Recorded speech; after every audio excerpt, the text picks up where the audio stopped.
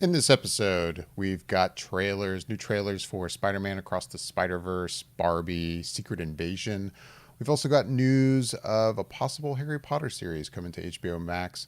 All that and more coming up right now here on Flicker Effect, episode 438.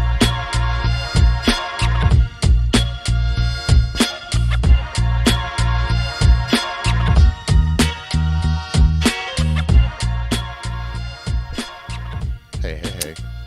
Hey, it's the two of us again. Just the duo. Two of us. Yeah, so I mean, we can do this. We got this, right? We got this. No issues with the internet. No, Whoa, not don't say forgetting that. to record. Wait, I'm not gonna jinx it. I think we're good. We're good, right? Internet. Knock on wood. Hello. Knock on the wood. Knocking on the wood desk. Like you said, there is definitely some trailers to talk about this week and a little bit of news. We haven't done a news show in quite a while, actually. We've actually had just a lot of things to review in the movies. Technically, we would have had something to review this week if someone would have gotten to the movie theater, but Ouch. that's fine. That's fine. It's okay. Um, Actually, are you planning on getting a chance to go see Dungeons and Dragons this week since you didn't have a chance to over the weekend? I don't know if I'll get a chance this week. I still really want to see it based on everything I've heard, but then it's like I want to see that, and then we've got, well, I mean, I want to say two movies coming out this weekend. One, it's like I was thinking of taking the kids to see Super Mario Brothers. It's Yeah. already like a busy weekend, so I don't know if that's going to happen. But then I really want to see Easter weekend. Air. Mm-hmm. So it's Dungeons and Dragons. As much as I want it to happen, I mean, let's be realistic. I could see it like, hey, if they put it on demand like a month, I'll probably end up watching it on demand, sadly. So Okay. that's kind of where I am with it. Well, since you won't get a chance to see it, and since we probably won't get a chance to review it on the show, I'll just say briefly that I really unexpectedly enjoyed it quite a bit. And oddly enough, if you had told me this, like when we were doing our shows for anticipated and all that good stuff, Mm-hmm. I definitely would not have picked Dungeons and Dragons to at this point be my favorite movie of the year so far. Wow. Which is so odd. I never would have guessed that. But yeah, I enjoyed it quite a bit. So Nice. I've hopefully heard good other things. people get out there and get a chance to see it as well. Yeah, I think the good things are warranted. It's just a lot of fun, and I think that if you go into it with the way that they're telling the story, they're not really taking things overly serious, but there is still seriousness to it. Chris Pine really provides a lot of charm and heart to the movie, so I think that he anchors it in that way, and I think he really pulls it together in a way that just makes it real a lot of fun. So I would definitely say if you want to see something maybe that skews a little bit older than Super Mario Brothers this weekend, Dungeons and Dragons is a pretty good time to go check that one out as well. Very cool. So one of the things that I wanted to talk about before we get into all the news stuff is you know where this is going. I gotta understand this. Why do you hate Mandalorian season 3 so Wow, much? man. I want to make this very clear. I have not ever said anywhere that I hated this season. I'm disappointed. Is that worse? um, why do you ask, Bobby? Like, why do you think I hate it so much? Well, I know for sure that, like you said, at the very least, you're disappointed. And there was, I guess, what was it that you said about last week?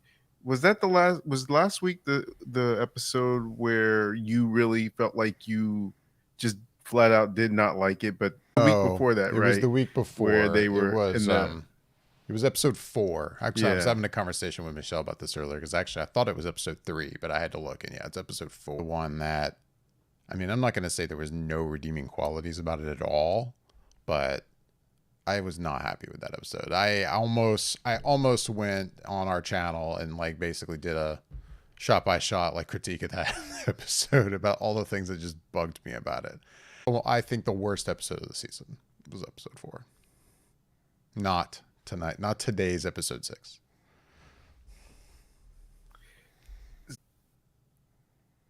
Okay. So what did you think of this episode then? Sorry, I lost you for a second, but um, so this episode, I, it's fun. I have gone out of my way to seek out like Twitter reaction to it and some YouTube reaction to the episode more than I normally do. I don't know why. I think I just had some free time today to do that. Um, I mean, I didn't hate this episode. I thought this episode, like, I watched it, and I guess the best way to describe it is like I enjoyed it on a surface level. Makes sense.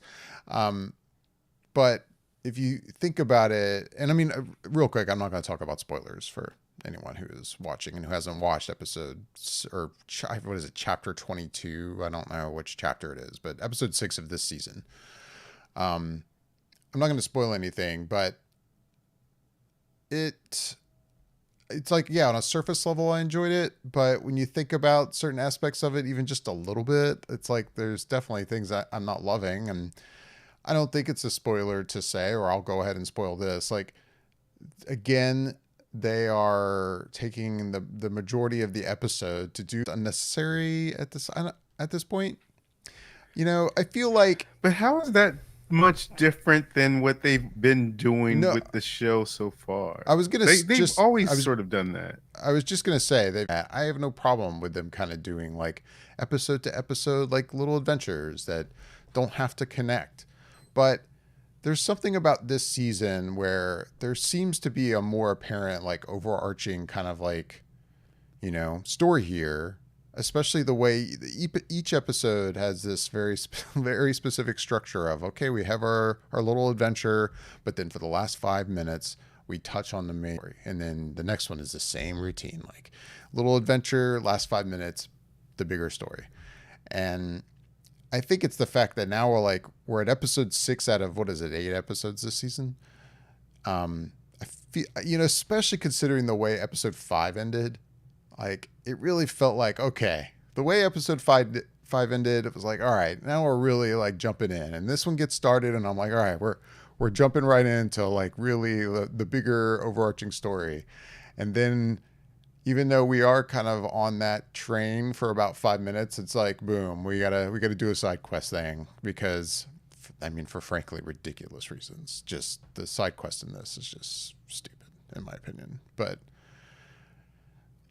with that said, I mean, overall, as a Star Wars show, I still kind of enjoyed it. Like, I didn't hate what I was watching. I have seen some flat out hate for this episode online. I mean, I guess you could probably find that for anything, but, and I don't agree with the just complete hatred of this episode, but there's definitely big cameos in it, and honestly, they're fine. Hmm. Like, they didn't really bother me. I've heard them kind of referred to like is feeling a bit out of place, almost like an SNL kind of skit thing, and I do get that, but at the same time, I don't know. I didn't have Yeah. as much of an issue with that as it seems like some people are, but I still think the writing overall in this season is the worst we've seen on The Mandalorian. The dialogue, especially, it's not good. Not that the again, I think I said this last week. Not that the dialogue in the show has ever been Shakespeare, but it seems like it's taken a dive for The Mandalorian, which I think is kind of disappointing. Bryce Dallas Howard directed this episode. She's a kind of a big fan favorite in this franchise, and I think she does well with what she's got for the most part. But it's tough to really. It's like I badly do want to kind of dig into the stuff that bugs me about it, but we're not going to talk about spoilers on this, so that's like the most I could say. What did you think of it?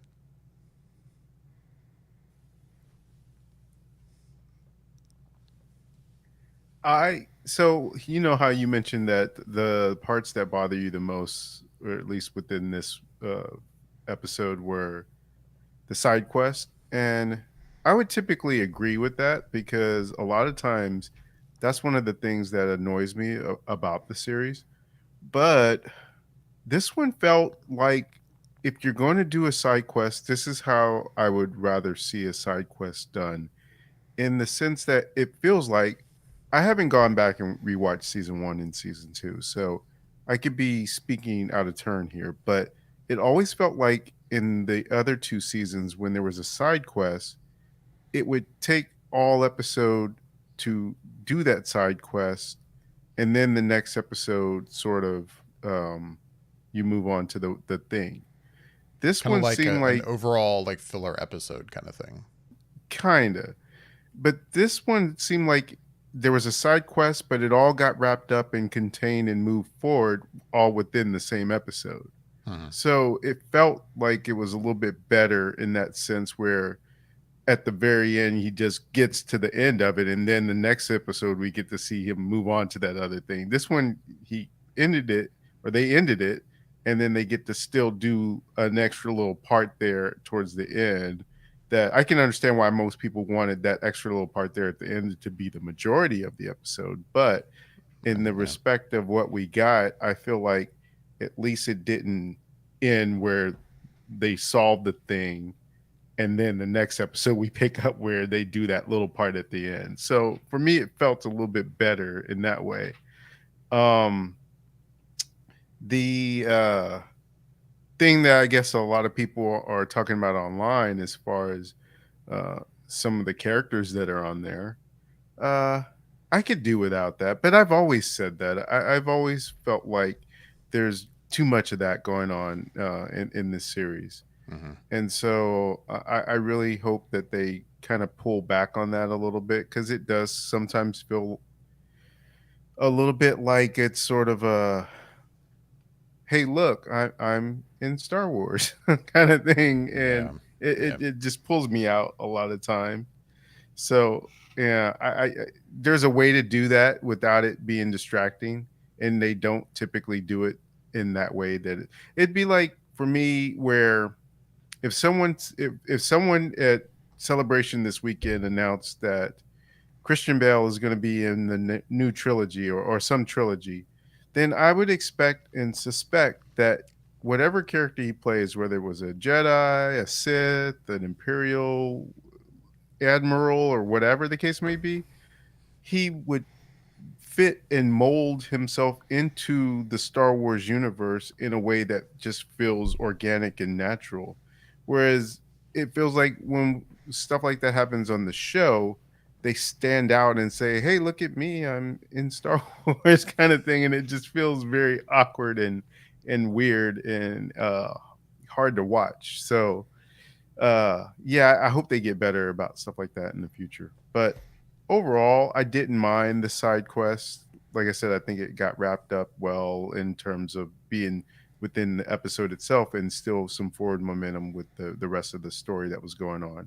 And I think what helped that too is that there's been some episodes where Din and Grogu, or even in this case where at least we had Bo as well, they weren't they would maybe start the episode but then wrap around to finish it. Whereas at least within this one, it was still all of them in the episode. It's just they were doing stuff on the side. So it still felt more connected in that way, that it was, we weren't leaving our main characters off screen for, like most of the episode kind of thing. So overall, I did like it, but I can understand some of the gripes that people are having with it, and overall with the season as well. For me, it's like if Mandalorian 1 and 2 seasons were like a 9 for me, this season is probably like, I don't know, maybe it's a 7.5, maybe close to an 8, maybe, but not really, which is okay. But when you've come from a 9, I think it's, you can definitely feel the difference in the way that this season is going, and it's unfortunate. So they still have 2 more episodes, I think, for the majority of people out there, for it to kind of swing back around, because for a lot of people, maybe it's a little bit of short-term memory, but I remember for season 2 there would be some sort of uneven remarks about the season as well until Luke popped up. So, and that was like episode 8, or it was close to the end of the season. So, yeah, it could easily do something like that too, where people will have short term memory and they'll probably remember some of the bad stuff of this season. But if something good happens in these next 2 episodes, I think it might overshadow the rest of the stuff. But as far as the writing and stuff like that, I do tend to wonder how much of that has to do with the fact that Filoni had probably been doing a lot of work with Ahsoka and probably didn't have a lot of time to be with Favreau for this season of The Mandalorian. Could be. I don't know that that's the case, but it seems logical that if he was probably spending a lot of time on Ahsoka, he probably didn't feel like he needed to be as present for the third season of a hit show. It seemed like he could probably put it on autopilot in a way and it'd be fine. But clearly, if that was the case, then it's maybe lacking his touch, so to speak. I mean, yeah, I think I don't have it right in front of me, but I'd be curious to look back at seasons 1 and 2. I can't remember if they co-wrote a lot of episodes or if Favreau still was like the single writing credit on a lot. But I know in this season, Right. Favreau is the single writing credit on every episode except I think one, and I think that's the next episode. If it's not Mm. the next, it's the next episode 8. But I think next episode Favreau and Filoni co-wrote. But other than that, Favreau is the lone credit on every episode so far. Hmm. And I don't think that was the case in the last 2 seasons, but I Yeah. could be wrong. Maybe. Again, not Yeah. don't have that info in front of me, but yeah, I was thinking the same thing, that it seems like not only is he not co-writing episodes, but I think it seems like he's a little more hands off. I assume because he's busy with Ahsoka. But Yeah. I mean, I have questions I want to ask you about the show. I feel like we could talk about this episode all night, and we have a Right. pretty full agenda. So as much Yeah. as I want to keep going, yeah, we probably should move on. I guess.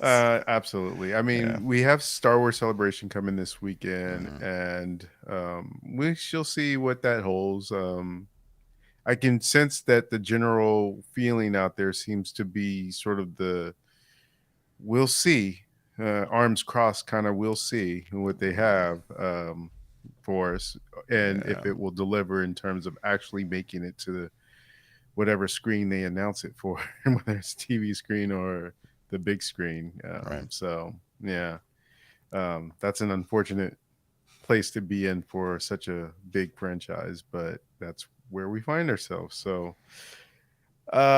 let's transition into something maybe a little bit nicer to talk about. Like you mentioned at the top, we do have some trailers that dropped this week, and one of the first that at least we'll talk about was the new trailer for Spider-Man and Across the Spider-Verse, right? Across the Spider-Verse Yeah. is the actual Yeah. name of this Spider-Man one. Across the Spider-Verse.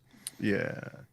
And interesting enough, I saw a lot of people making comment on the fact that I think that this trailer had dropped around midnight or something on Monday or so, sometime around there, Monday or Tuesday, around midnight. And which is quite unusual for a trailer, but at the same time, I think most people wouldn't notice it unless they're just typically waiting to do some sort of YouTube video around the trailer or something. So I think that kind of was what the general consensus I saw is from people who react to these videos or break down the videos.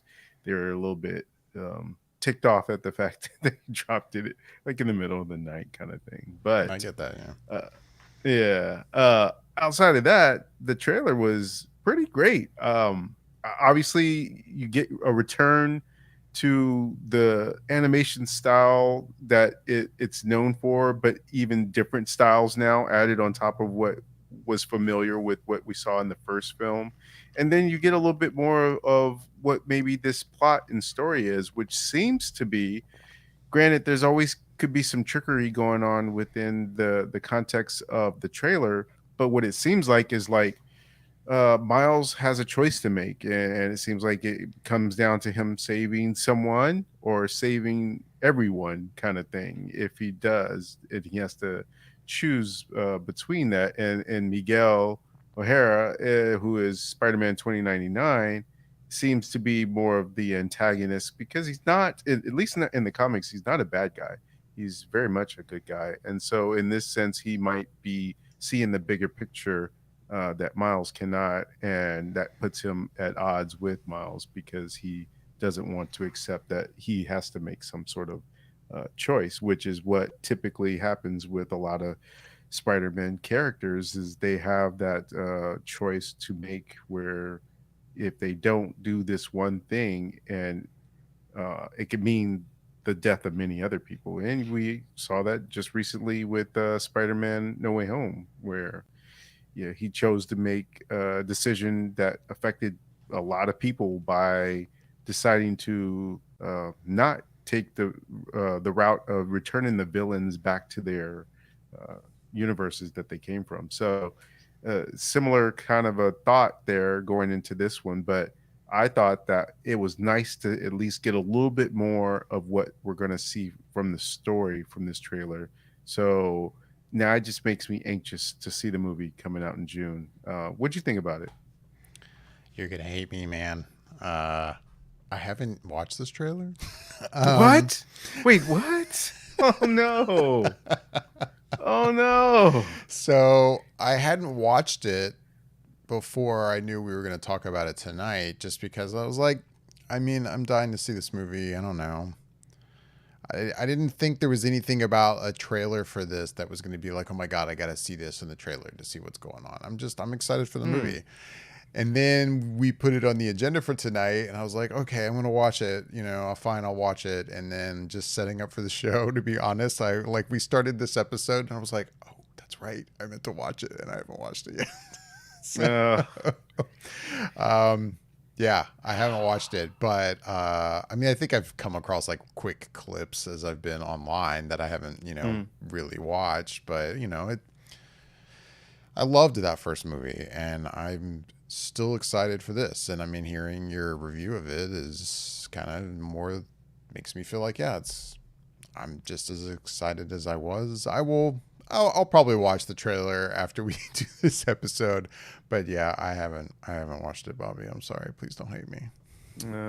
No, you know what? That's fine. It wasn't like when you started that sentence, I got really worried that you were going to say you hated the trailer or Oh no, something. you're good. So that's why I was like, wait, So you not seeing it is not that big a deal, other than the fact that I don't get to hear your opinion on it. But like you said, it's I don't think you would come away after you do get a chance to see it to saying anything negative.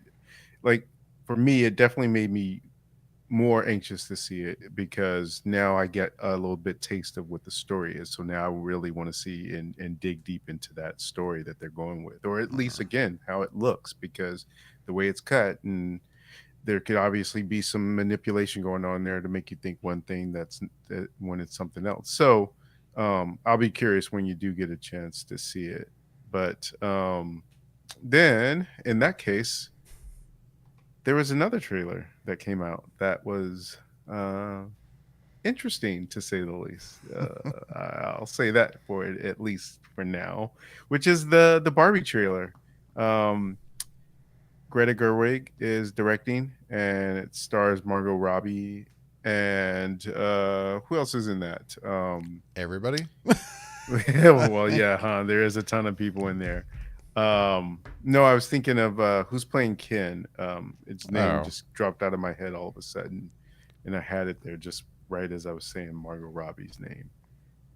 But uh, it's an interesting looking trailer. I mean, from a visual standpoint, I would definitely say they got that look down. The way she looks, the way Ken looks, the way the world looks as you're showing it and within this picture, it looks like a Barbie world. Um, where I think the trailer kind of I wouldn't say it lost me because outside of that, I think I really did uh, like what I saw from the trailer, from a very limited amount of what you see, because you really still don't get a sense of what the actual story is here. But where it kind of was like, I didn't need that was at the very end where they were having this silly conversation about having a beach me off or whatever, and it was like, okay. But then it goes on. It kind of goes on a little bit long, and the joke kind of just fell flat after it kept going. So outside of that, I would say I'm still very curious about this movie, just because I really want to know what's the angle we're going with within this movie. Where is Greta trying to take it? Is it a larger commentary on something that she wants to explore through the lens of this movie, or is it just going to be like a silly time, and nothing really to pertain to anything other than just being silly and fluffy kind of thing? So I don't know. I would say I came away from it curious more than I felt any more satisfaction from what I saw. What'd you think? Yeah, I did watch this trailer. Okay, good Ryan start there. Gosling, by the way, is who you were trying to think of. Yes, thank you. It's funny how because it was out of your brain and it went out of my brain. I had to look it up. I'm like, wait, who is that? I figured as much when you didn't chime right I in know. with the I name, was because I was immediately going like, to chime in, like, oh yeah, and I'm like, wait, no, I can't think of his name. Sorry, Ryan Gosling, and everyone else. Uh, I'm gonna say the only reason I am interested at all in this movie, and I'm not that interested in it, is because Greta Gerwig co-wrote, and directed this movie. Um, and I'm just fascinated to know what her angle is here. Like, what is right, like kind of like you already said, like what's the bigger kind of takeaway story here that she's trying to tell? Because on the surface, seeing the trailer, the teaser that what we got before, and now this first trailer, which is still kind of a shorter trailer that, like you said, doesn't really dig into like what's the story here. I'm mm, just left scratching my head going, okay, like again, the only reason I'm gonna give this a chance is because of Greta Gerwig, and I trust in her. yeah, Because if this were like a no name kind of director, like more of a journeyman director, just making a movie for a studio about Barbie, and I saw this, I'd be like, it looks pretty, and I love all these actors and everything, but I just don't care about this. I would not go see this. That's really, that's kind you of where still I wouldn't am. see it? I don't think so. I Like, think I would, just because of, like you said, the cast who's in it. And I would yeah, want to see what made them sign up for this movie, having read the script. Like, what are they seeing in this that uh, appeal to them outside of just the name of it being Barbie?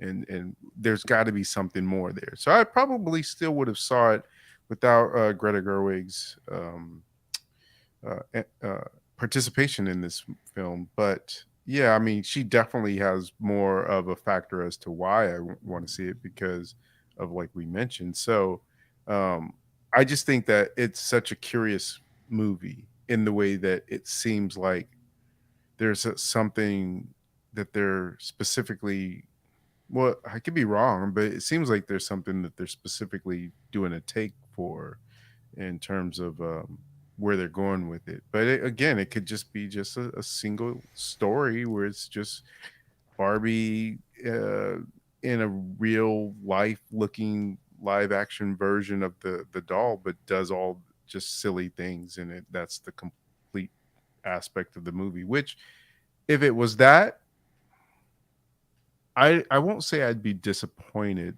but it would have to be pretty funny going for just that aspect for me to come out of that scene and having to have been able to say I enjoyed it. It would have to be super funny at the aspect that it was going for, if it was just being silly, that kind of thing, which I didn't quite get from that trailer. right. So in terms of me laughing a lot. So yeah.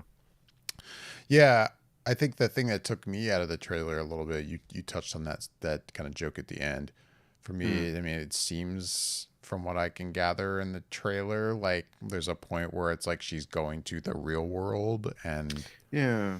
and at that part, I'm like, I don't know why, but that kind of makes me go, what are we doing here? Is this like a Lego movie kind of thing? Like, Mm. Mm. I don't know. I again, I'm so fascinated to know why Greta Gerwig is signed up for this and what her story is. I'm so curious. It just I look at this trailer and I go, Greta Gerwig made this? Like what? Like Who was? Do you recall who was attached to it before Greta Gerwig was? oh, I don't know. I I guess now that you say that, that sounds familiar. Like there was somebody else, and Mm-hmm. but I honestly had There forgotten that was. there was. So I don't know who was attached. I could try to find out really quick, but Yeah, I want to say someone like Sophia Coppola or something like that might have been attached to it oh, initially, but I can't remember. But I do remember that there was someone. So that's what makes me feel like there must have been some sort of take going on there. And who, hmm. granted, the other person that was going to do it may have had a completely different take, but um, I do feel like there might be something else going on there beneath the surface for what we'll actually see with that. Oh yeah, I forgot Amy Schumer at one point was Ah, yeah, supposed to be that's in the right. title role. Now that I read that, yeah, that's Okay. right. Um, That's probably who it was that I was thinking of, but just thinking she might have had a different type of take to it as well, especially because she's not the first person you would think of that comes to mind when you think of Barbie in that look. I mean, of course, I'm just trying to like skim information as we're talking, but I do. It Mm-hmm. does look like it's gone through some definite rewrites. Like Diablo Cody Mm-hmm. at one point was That's brought who it was. on That's who to it was. rewrite the screenplay. Yeah, Um, Amy that's who it Pascal was. joined the producing team, but yeah, right now we've got Yeah, Greta Gerwig and Noah Baumbach who co-wrote this current version, I guess. yeah, it was Diablo Cody who I was Gotcha. thinking of. So yeah, well, I get. Well, do you know when that one comes out? I can't remember the date on I should be able to tell you in 5 seconds. it. It In looks like like 5 minutes. July 21st. Okay. Interesting that it's a summer movie too. Yeah, that's I'm so interesting. I'm fascinated, yet I'm I am totally uninterested in it. I don't know why. I just am. I just find it so odd. It's I don't know. Mm. Sorry. Well, no, it's fine. I mean, I think it's one of those ones that we'll have to really see what critics are saying once they get a chance Hmm. to see it before everyone else and check the temperature of the movie based on what a lot of them are saying ahead of time. It was Which fun to see at that point might how oh, go ahead. quickly the internet like ran with the character posters. Yeah. It didn't take any time at all, man. Like I think those character posters dropped at some point. That was yesterday, wasn't it? Yeah. And then like in no time, people were redoing them Yeah. and basically turning it into a meme. Like Mm-hmm. it was pretty Very funny. quickly. Yeah. Yeah. Uh, Next trailer we have is another superhero movie in the form of Blue Beetle, which was originally destined for HBO Max. And I believe David Zaslav came along when when he took over the Warner Brothers and said, you know what, this looks actually like it might be better than just something that we throw on HBO Max. We should put that in the theaters. And we got our first trailer. The what was it, Tuesday maybe? Yeah, I think Over so. the something like that. So I'm going to go to you first. What did you think of the Blue Beetle trailer, Mr. DC? Mr. DC. Here it comes. Um, I mean, it looks like it could be pretty good, but at the same time, it also seems like it's just kind Uh-oh. of a formulaic superhero movie. Like Hmm. that makes me go again, considering the situation of the Hmm. transition of DC. It makes me go, why?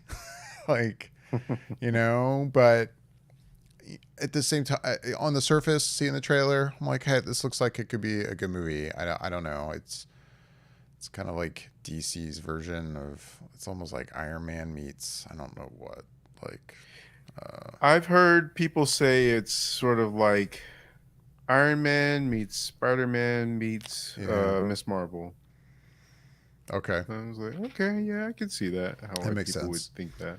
And I mean that And also. Venom also. Oh, okay, that makes sense too, considering what I see in this trailer. Because I was also going to Hmm. say this is a DC character I know zero about. Like Yeah. nothing.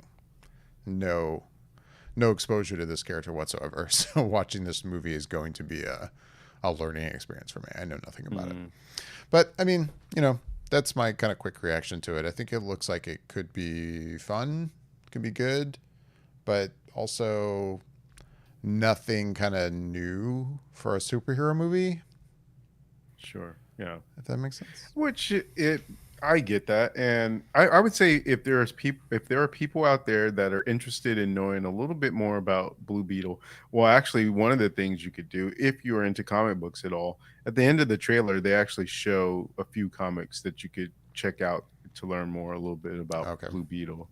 Uh, um, I would say also, if you don't mind and are into animation, he that character also appears in Young Justice. I forget which season it is, but you can learn a decent amount about the character there as well.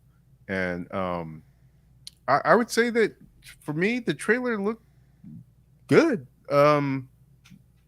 I don't know what I expected, but I was hoping that it would be good because for one, I like the actor that's in the movie, Sholo. I forget how Sholo Marta Dwayne. He's from Cobra Kai, and I watch Cobra Kai, and so I like him in that show. So seeing him transfer into this first big Okay. screen feature film, I'm rooting for him in that respect. Um, but also because I think that at least when it comes to a lot of times nowadays, they do a really good job of getting the translation right for a lot of comic book characters in terms of the costume, and it looks fantastic. I would say on film in terms of what it looks like in the comics and in animation, and what it looks like now in live action. So that and just what I do know about the character, I think that it looks like it could be hmm, what maybe Shazam 2 should have been, if that makes sense in a fun sort of way. Okay. Um, and I don't know if James Gunn has specifically said what about this character.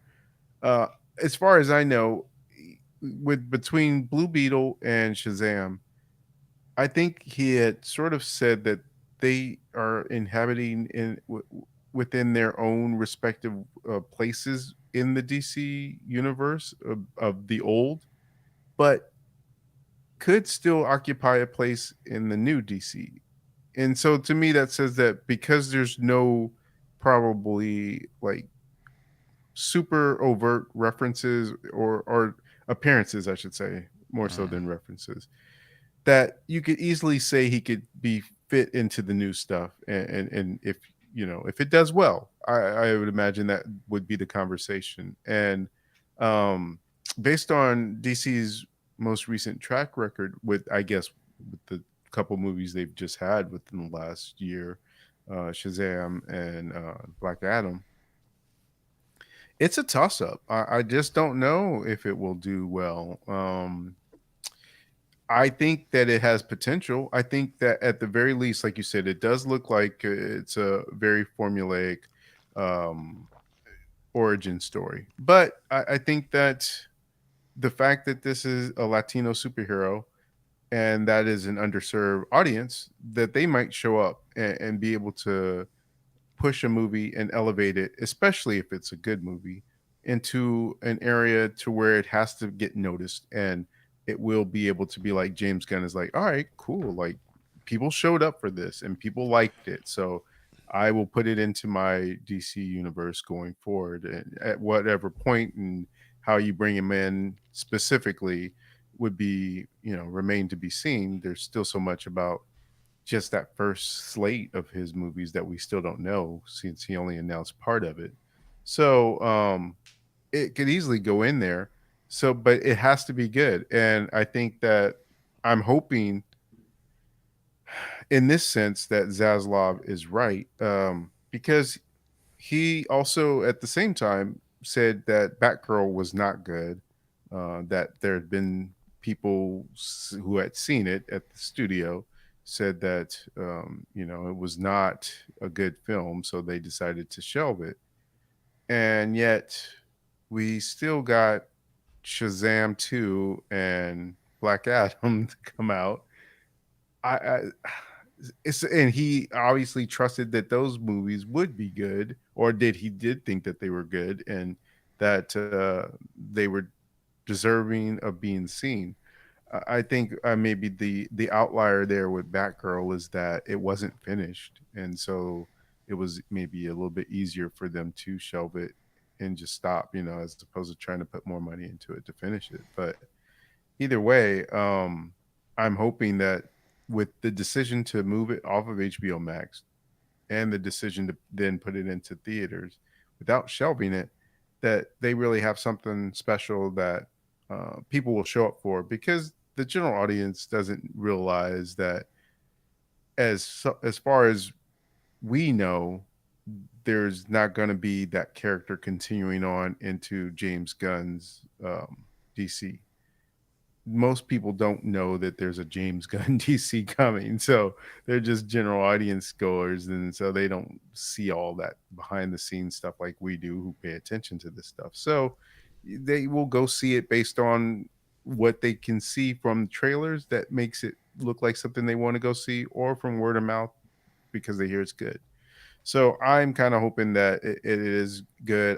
I did like the trailer. I like what I saw. I thought there was some cool aspects going on there with the suit and some of the abilities that they showcased in it as well. So I got my fingers crossed for it. Basically, I'm hoping that it does better than the last two movies, especially better than Shazam 2. Yeah, I mean, like you said, it's got to be good. I think if it's good, I think word of mouth will do its job to at least, you know, make it more money than Shazam 2 sadly Yeah, made.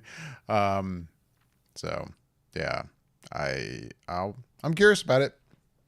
yeah, Like you said, that yeah, means Zaslav, like, he put it in theaters as opposed to keeping it on HBO Max. But then you also pointed out, he put a couple other movies in theaters that looked have not been great. So yeah, it's tough to say if this movie's not very good. I think it's gonna make a lot of people go, "Wait, is Batgirl the one that should have been in theaters?"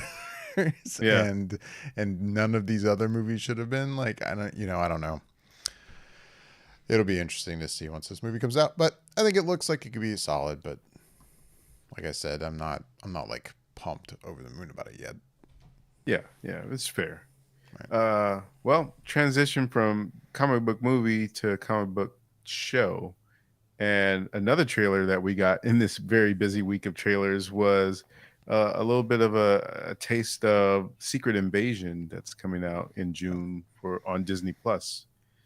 So that's Marvel's next big Disney Plus show, which stars Samuel L. Jackson, and it looks like Talos, which is Ben Mendelsohn, is returning as well, and it's dealing with a scroll problem in terms of them looking like there must be some sort of um, faction of scrolls that have decided to maybe take things into their own hands and become more radical. Hmm. And it's interesting too because in the comic books, the scrolls have been traditionally bad guys.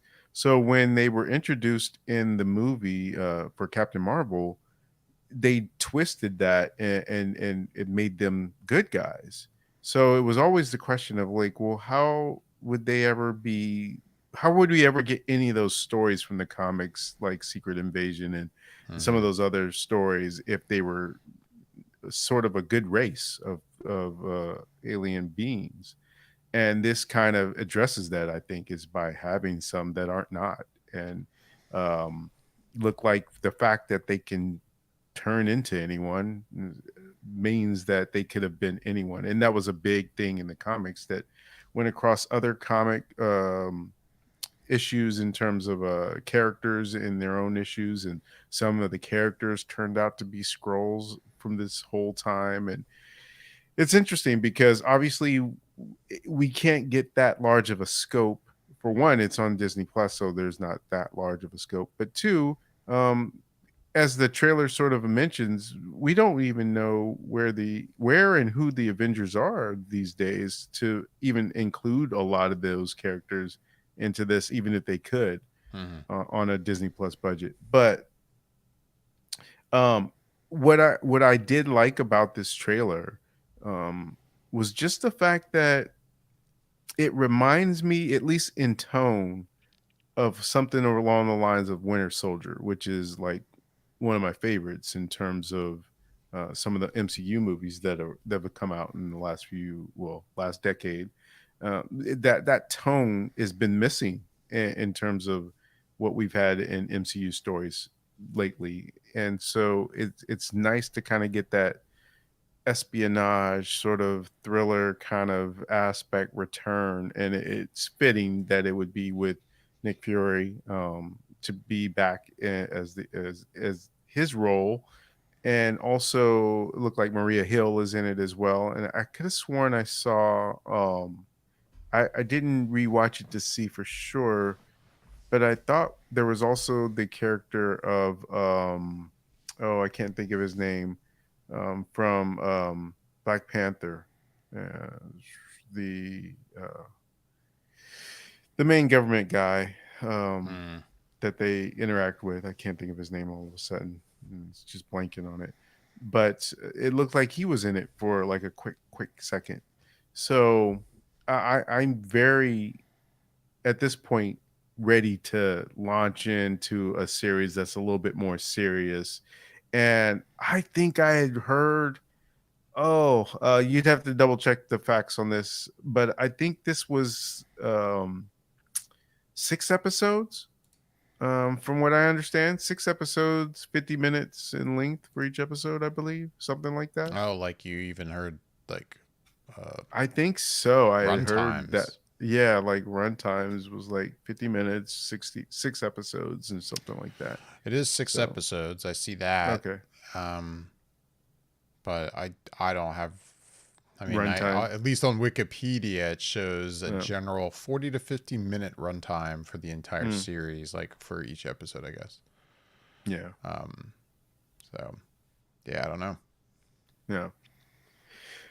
Did you get a chance to see this one? This Yeah, I saw trailer? this one. It looks good.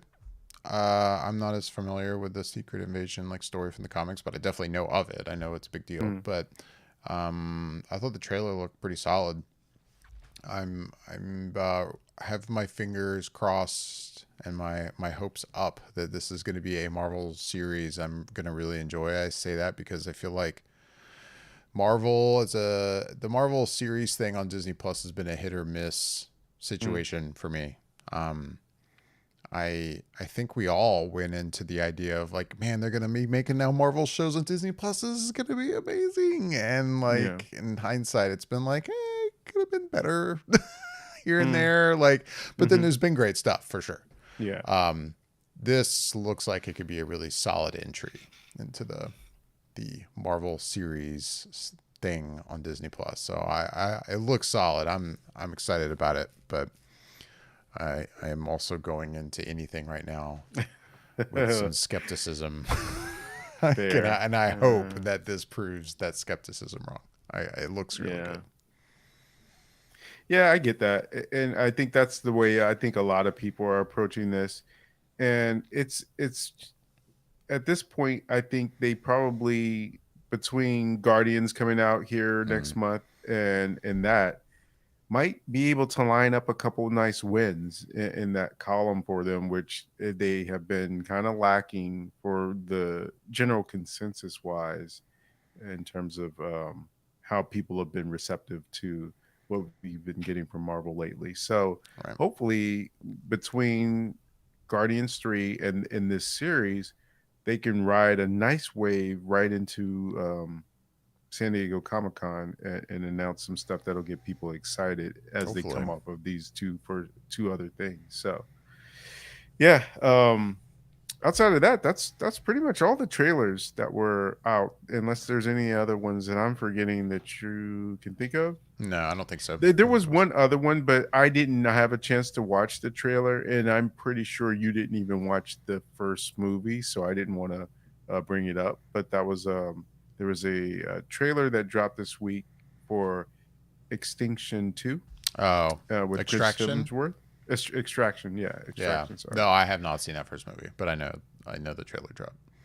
Yeah. So I figured you probably hadn't seen it, and so I was like, Mm-mm. I haven't seen the trailer, but you haven't even seen the movie, the Yeah. first movie. So I So was like, I definitely haven't seen the trailer.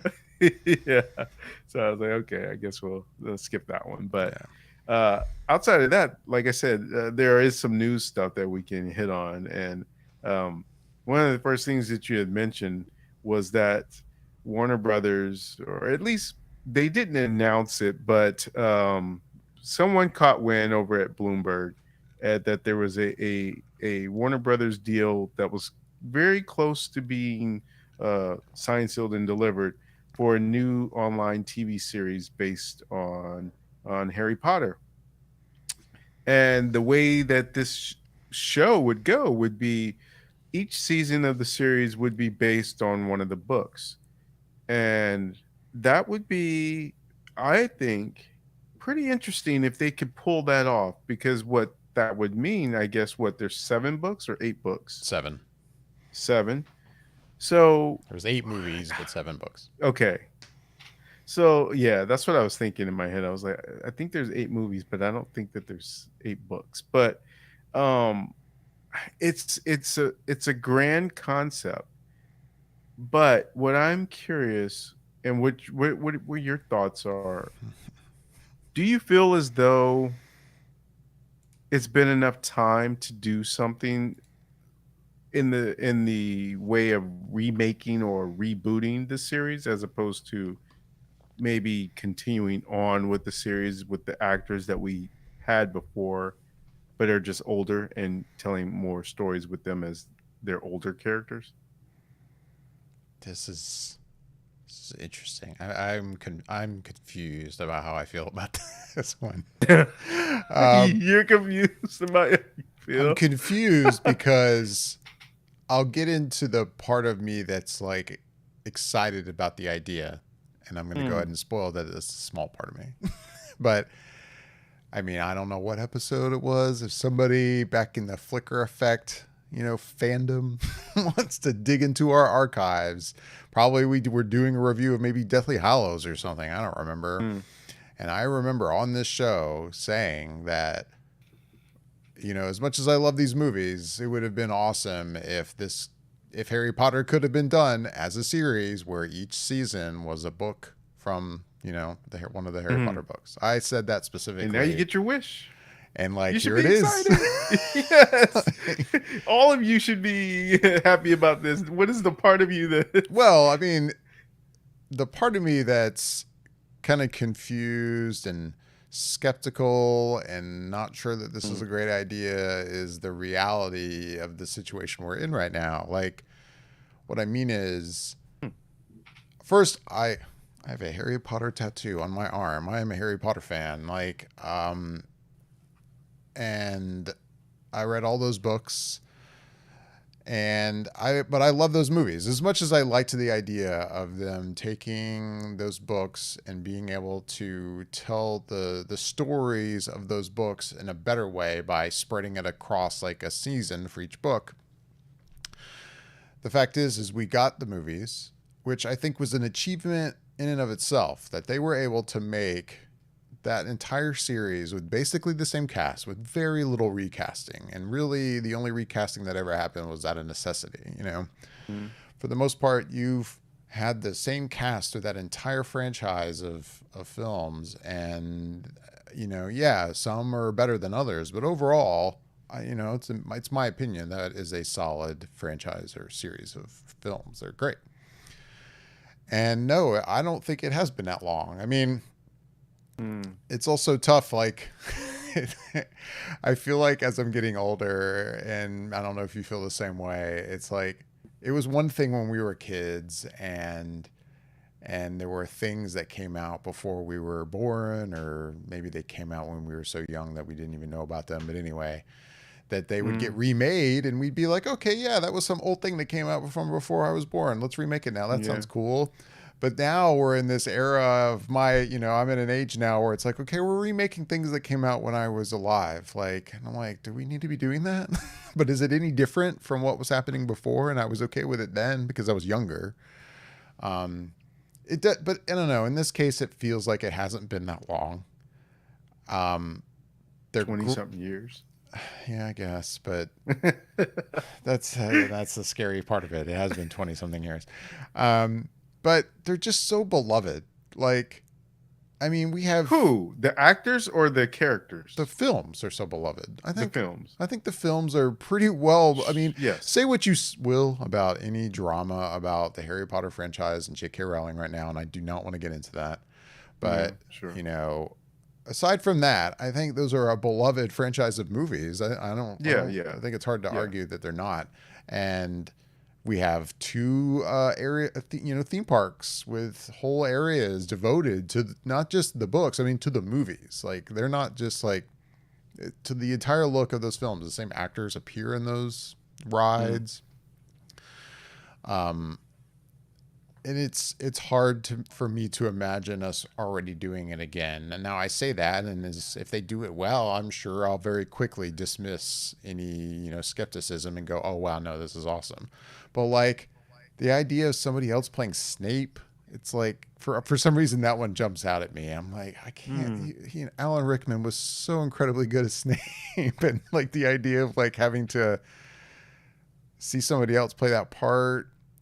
And then it's also an interesting But situation. If I can, real quick, it's an interesting situation too overall. Where, to me, if you're going to go out of your way to retell the stories of those books, this would be the opportunity to really truly tell the story that was told in those books. But I mean, we all already know this story. Like either you've read the books, or you've read or you've watched the movies, or you've done both.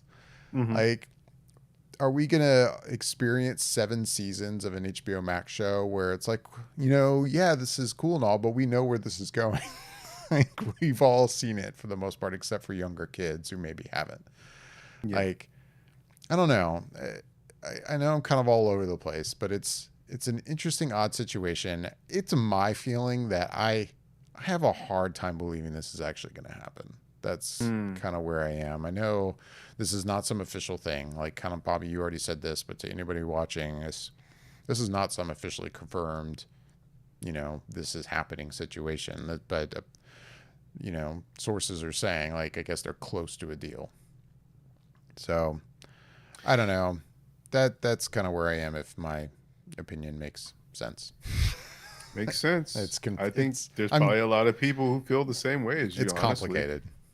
Yeah, I think there's probably a lot of people who feel complicated about it.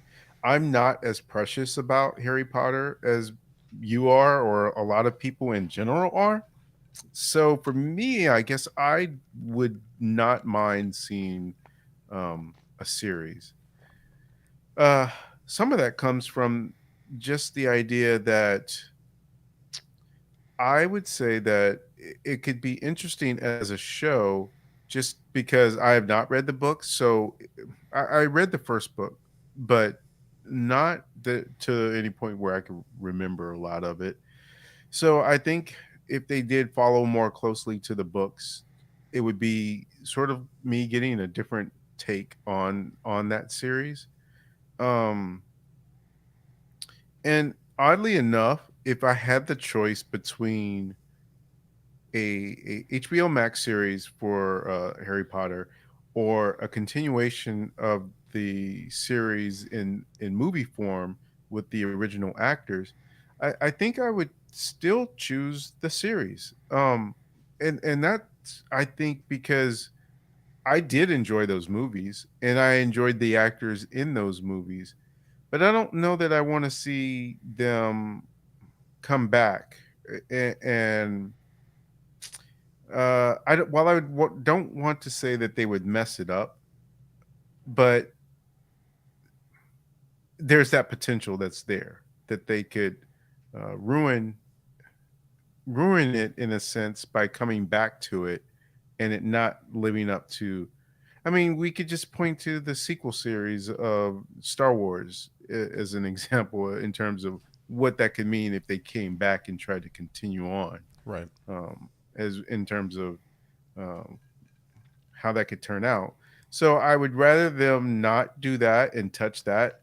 And if they are going to touch this IP, which let's face it, they're going to touch this IP at some point because it's just leaving money on the table for them to not. So I would, I guess, rather see them do it this way from a series standpoint and see how it goes, and discover new young actors and see them grow. What I don't want to see them do is I don't want to see them Stranger Things it, where we get one season and then 3 years later season two comes out and Oh, the kids are like, you know, and I that's already in college. that's the other thing. I think that's going to be interesting to see how this plays out. Like, because it's you would think that they can't do that, right? Like for the reason you just Yeah, gave. Like if they're going to pull this off, they're going to need to find, not only a whole cast of actors, but especially the three main kids who are the kids and their parents are going to need to be able to,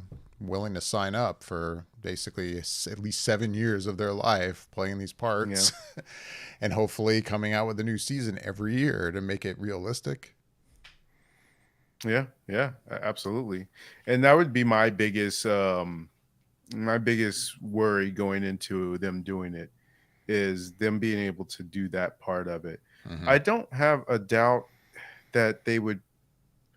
It would be interesting, I guess, to see from a standpoint of HBO is very good about releasing things that are quote unquote ready for prime time, that they don't usually just push something out there for the sake of pushing something out there. HBO proper, I guess I would say. Now that everything comes on sort of HBO Max, it's they're the two are intertwined in a sense. But typically speaking, you got your Game of Thrones and your Successions and all these others, Euphoria and all these other high quality shows, White Lotus, that come out on HBO. Mm. So I would assume that the quality level would be there, and they're not just going to throw it out there half baked.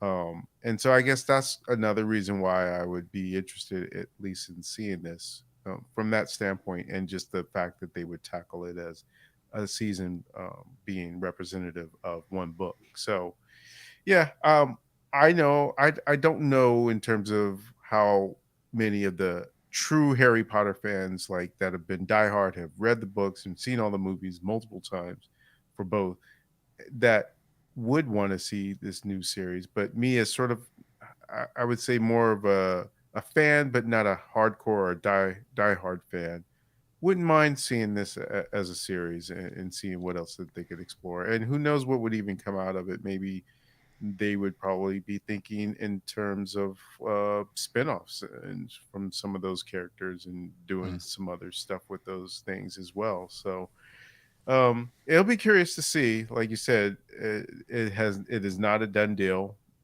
but I feel like it's a matter of when, not if, because I don't think they will leave this IP alone and not bring something from that world to HBO Max one way or another. And I definitely don't think they should leave the IP alone. I don't think this is the way to do it. Like, kind of, I'm going to sound like Yasha a little bit here when it comes to Warner Brothers and his thoughts on Warner Brothers. Uh But oh. to me, like this seems like evidence of they don't know what to do with they don't like I know he always says like they don't know what to do with their like DC properties, but Yeah. like it's like they don't know what to do with their IP here. Like Hmm. it's almost like they don't have any good ideas, so let's just retell the one that was, the bankable like story that we already told once. Like this is a whole Mhm. world this whole world has grown significantly past that Harry Potter franchise of movies, I mean, say what you will about the Fantastic Beast movies, but they are there and they exist kind of in that same world and the same look. You've got now a very popular video game that just dropped that has the same aesthetic. It looks like Hogwarts and everything looks exactly the same. And like I mentioned, the theme parks, those lands in the theme parks here in Florida and out your way in California, like the Mhm. same Hogwarts castle, it's the same look, it's the same art and everything. That's another odd question here. Like if you're retelling the books in a new series, is it going to kind of exist with that same look, yet just a completely new cast of characters, or are you gonna kind of reinvent everything? Like, you know what I mean? Like I Yeah. would imagine they aren't going to reinvent everything. I would imagine that Hogwarts will look exactly the Right. same and everything will look exactly the same. It'll just be new actors. That would be my bet. But I think it's worth the question because Yeah. I think if any other franchise, if you were doing this sort of thing, it would have a whole different look. Not whole different look, but it would look different. I don't know. In my Yeah. opinion, it's like you could make a really great story, a really great series in this universe and not have it have anything to do with Harry Potter. Like it's doable. I know Fantastic Beasts is not an example of that, in my opinion. No. Even if they're not, I don't think all those movies are terrible. I think they're okay. They're fine. Um, but it can be done. Like, and it almost seems like this is like a lazy uh, way to continue to use that IP. So Sure. Yeah.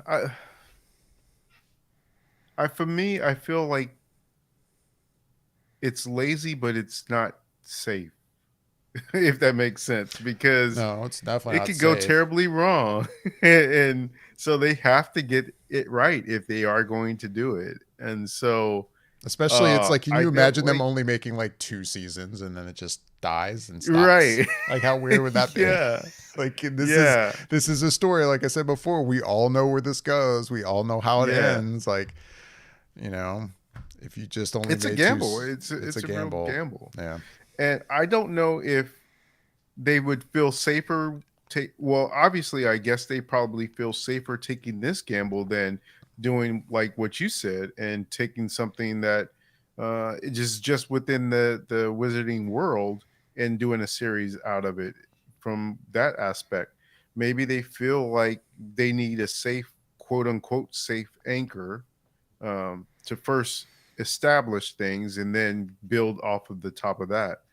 And I could see where that might work just from the standpoint of like you have something that's familiar and then people are receptive to it, so then they can say, okay, well, why don't we talk about, do a series of Harry, not Harry Potter, but of the Wizarding World in America, the American school, or whatever, just that they could branch off with it, but they need somewhere safe to where they brought people in first, as opposed to just automatically trying right out the gate something brand new that, as you said, Fantastic Beasts was not a great representation of them being able to try something new. So maybe they feel a little bit burned by that and scared to take that chance initially with a series for HBO Max. And Hmm. if the name of the game is bringing in subscribers, then maybe that's something them doing the Harry Potter series over would get at least a lot of initial subscribers to want to check it out, and then if it's good, they'll stay on.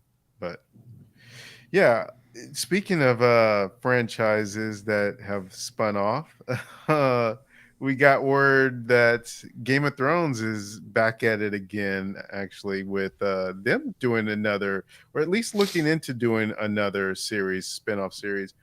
And we kind of knew that this was the plan, not this specific one, but the fact that they had announced, maybe it was either within the last season of Game of Thrones or the season before, but they had already started talking about how they wanted to do spin-off shows or other shows.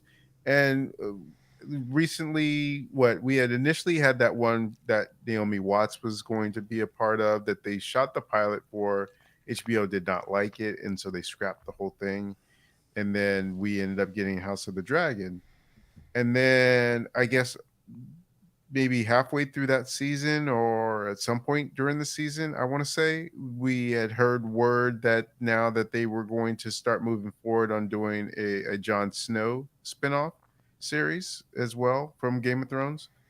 And so now the latest word is that we will be looking at another series from Game of Thrones, which would cover the story of Aegon Targaryen and his sister wives, Visenya and Rhaenyra, to how they conquered um, all the six kingdoms, six of the seven kingdoms of Westeros, with the exception of Dorne. So I don't know much about the back history of Game of Thrones, or sorry, of this world that inhabits Game of Thrones and some of the old rulers. But I guess some of that stuff is out there in books. But do you know much about that character, David? Because I don't know much other than just reading the byline in terms of him being Aegon and what we've heard within some of the episodes or different stuff from within the series that we've had. I do not. I do not know. I Yeah. am no Game of Thrones like Westerosi expert. Okay. um, Past listening to like episode by episode podcasts for House of the Dragon and stuff I've learned on Mm. there, and but I find it all fascinating. But Yeah. I haven't read any of George R. R. Martin's books, so I'm not familiar. Um, it just seems like this would be let's go even farther back from Hmm. House of the Dragon, and I'm not. I'll just go ahead and quickly say I'm not against it. I mean, if it's as good as what we've gotten so far with Game of Thrones and what we're getting with House of the Dragon right now, I mean, as long as they don't spread themselves too thin, or I don't know if it's been said if R. R. Martin would be involved in this as well as a producer, kind of like he is on House of the Dragon. Um, as long as he and everyone isn't spread too thin here, like I'm all for it. But as long as it's good, it's kind of my Yeah. quick take on that. My quick take on it was when I first saw the news, I was like, huh, and that comes from the fact that basically, well, like you said, it's I just don't want them to get spread too thin, Right. and there's such a high level of quality associated with the Yeah. series that you don't want to see it lose its step. Now, the thing that makes me sort of confident that that won't happen is the fact that they did see that first episode pilot that they did for the Naomi Watts one and said it's not good enough. It's not up to the standard that we want for Mm. Game of Thrones or HBO, and decided to scrap it. So I would imagine something along those lines would be similar for this as well.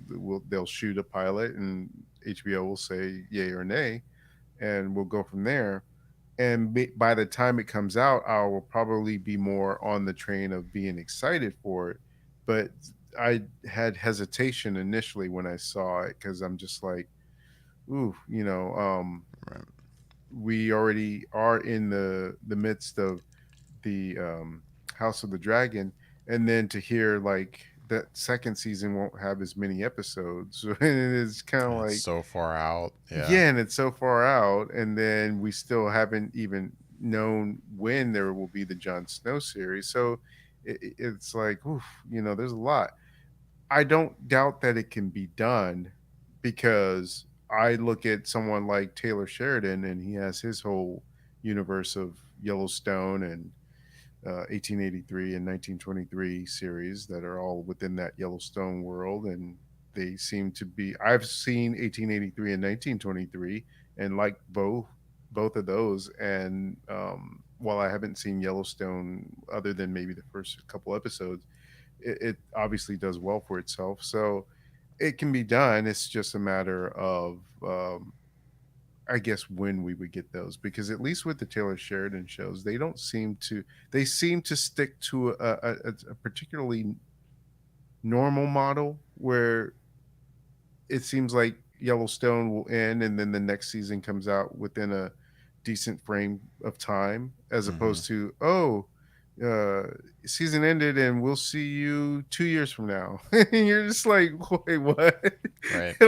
So I get that there's more that goes into a show like a House of the Dragon, but at the same time, I don't like that spacing out of that we have of these types of shows, especially when they don't typically have a lot of episodes to them. So Right. that'd be my only real level of concern for it. Other than the outside of that, the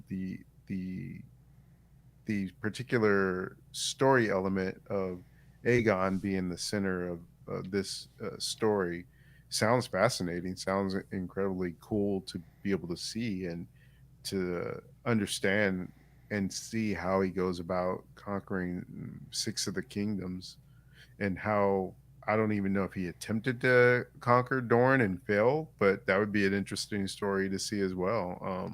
But yeah, I'm definitely interested in the story in and of itself. But it's just like, oof, like how long do we have to wait before we actually see it? Yeah. I would imagine a ways out. Yeah, yeah.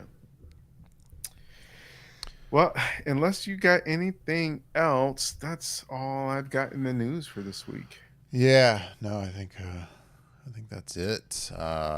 As always, we'd love to hear back from everyone listening and watching. If you're watching us here on YouTube, please leave any questions or comments down below. Make sure to like and subscribe. Hit that bell icon to be notified whenever we go live or post any videos in the future. You can also reach out to us on Instagram and Twitter at Flickr_effect. Yeah, I think that's everything with that. I'm David Lott. I'm Bobby Jackson. Thanks for listening and watching, everybody.